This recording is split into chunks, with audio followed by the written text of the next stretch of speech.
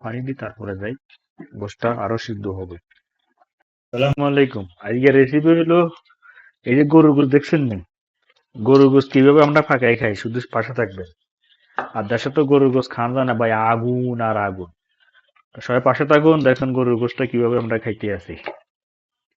আমরা এখন গোশতগুলো কাটি কাটি একটু ছোট সাইজ করে মারি, বুঝলেন নি?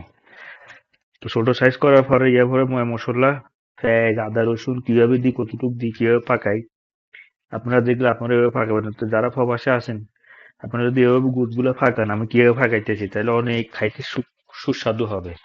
ঠিক আছে? তো গোছগুলো কাটিলে তারপরে যে আপনাদেরকে দেখাইতেছি। গোসল জন্য ফ্রেশ কাটতে আসি, মনে করেন আধা কেজি গোসল লাগে 100 গ্রাম ফ্রেশ দিয়ে, বুঝলেন নি?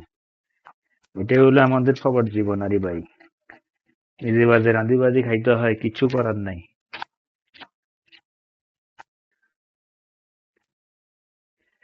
এই দেখছেন নি ফ্রেশ কাটা শেষ। এটা চিনেন নি কি? মরিচ মরিচ মরিচ, এটা দুইটা দেবো। এটা যে ঝাল, অতিরিক্ত ঝাল, এত মোটা মোটা মরিচ। আবার আরো মোটা আছে, ওগুন ঝাল কম, ওগুন ঝাল বেশি। বুঝলেন? এই যে এটি ঝাল। তো দেখেন, এই যে গোছ ধুইয়া লাইছি, আধা কেজি গোসল লগে 100 গ্রাম একটা পেঁয়াজ দিতেছি। ঠিক আছে? এই যে পেঁয়াজটা দিয়ে দিলাম।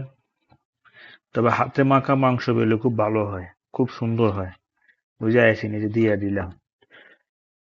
এই যে আদা রসুন 1 চামচ পরিমাণে, এই যে দেখেন তেজপাতা দিয়ে দিচ্ছি। তারপরে লং, এলাচি, দারচিনি দিয়ে পরিমাণ মতন। 8 চামচের কম ধনিয়ার গুঁড়ো, জিরার গুঁড়ো 1 চামচের কম, একটু হলুদ, ঝাল অনুযায়ী মরিচ, এগুলো প্যাকেট জাতীয় মিক্স মশলা আর এই যে আমরা এই প্যাকেটের মশলাটা দিই, মাংসের মশলা আর এটা দিয়ে পাকাই। এই যে 1 চামচের কম প্যাকেট মশলাটা দিয়ে দিলাম।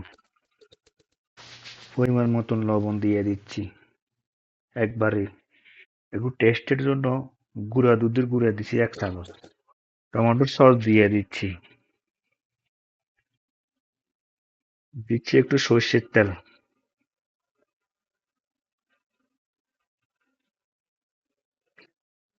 সব মশলা দেওয়া শেষ, তেল তুলে এখন মাখাবো হাত দিয়ে সুন্দর করে, কারণ হাতের মাখা মাংস খাইতে খুব ভালো লাগে, টেস্টটা হয় আলাদা।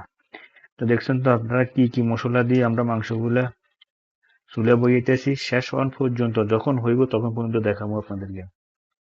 তো এও যদি আপনারা পাকান, অবশ্যই খাইতে খুব মজা লাগবে। তো দেখছেন আমাদের কিন্তু এই যে মাখা শেষ, এখন আমরা এটাকে চুলে বইয়ে দিব। চুলে বসাই দিছি, এখন ঢাকনাটা দিয়ে দেবো। তো শেষ পর্যন্ত দেখতে থাকবেন ভিডিও। আমাদের গোশটা কিন্তু কষানো হয়ে গেছে, একদম পুরা কম মশলার ভিতরে। কম গোশ কিভাবে পাকাইছি, কিভাবে মশলাগুলো দিছি দেখছেন? তখন গোশ সিদ্ধ হবার বাকি আছে, আলু কষানো হয়েছে। তো আমরা এখন পানি গরম বসাবো, গরম বসাই